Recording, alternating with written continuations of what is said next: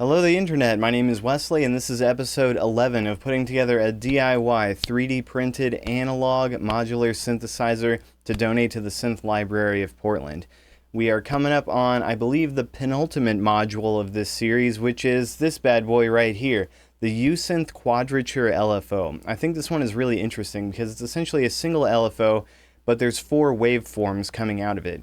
There's 4 sine waves that are all out of phase with each other. So there's a sine wave, then there's the opposite of that sine wave, and then there's like 1/4 increments in between, which is a little hard to explain, but you can see the lights moving around. So if you can imagine the peak of the waveform for each of these outputs is rotating around. But I'm going to go ahead and crank the speed all the way up. In camera, it kind of just looks like all 4 lights are going, but let me show you what I mean. So I've got the top left output of that LFO going into my oscilloscope, and you can see it making this up and down little waveform, and then there's another cable going into the bottom right output. So now let's read that one too. There's 2 waveforms that are now going opposite to each other, and you can see them crisscrossing each other. So let me go ahead and take one of those cables out and move it to another input, and then you can see what's going on there. So now, rather than being right on top of each other, you can see they're slightly out of phase with each other. So when you've got all 4 of them, you've got like the waveform, its exact opposite, and then 2 additional waveforms that are right in between, offset just like you see here. And we can use all 4 of them at the same time because they're separately buffered. So you can do all kinds of interesting things, and I'll show you some example patches. So I've got a synth voice where I'm going to keep adding oscillators and then keep modulating the pitch of those oscillators with the LFO. So if I've got the modulation all the way down, pretty basic stuff. Crank it up a little.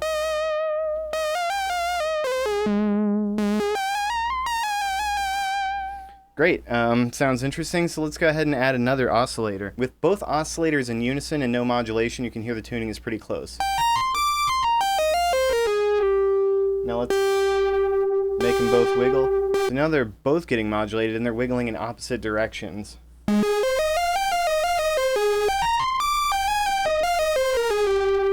Alright, let's keep adding more. Here's one that's 90 degrees out of phase. We're going to plug that into another oscillator over here. Alright, so now that's 3 oscillators, each with their pitch being slightly modulated by this LFO.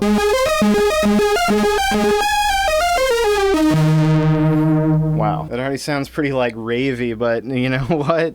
We got another oscillator and another output here, so... Wow, I think I gotta crank everything down a little because like it's kind of saturating.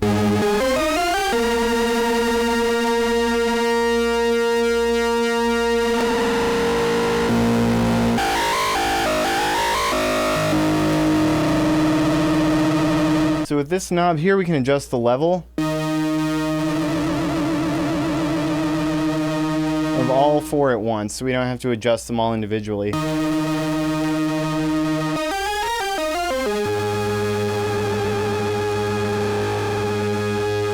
And then with this rate knob, we can go from pretty slow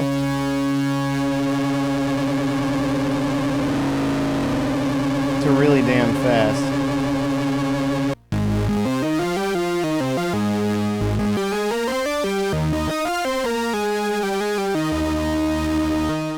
And with that much going on, you really don't need much in the way of like reverb or delay either.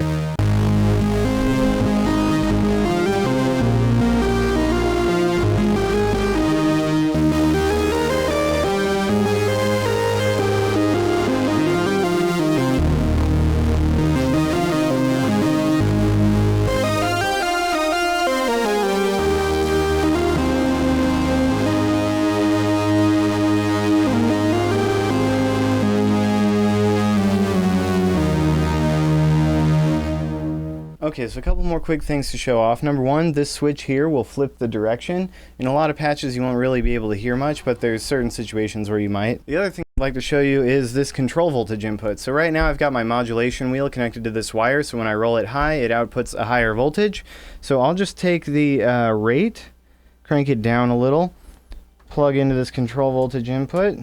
So I can crank it up, I can roll the wheel back and crank it all the way down.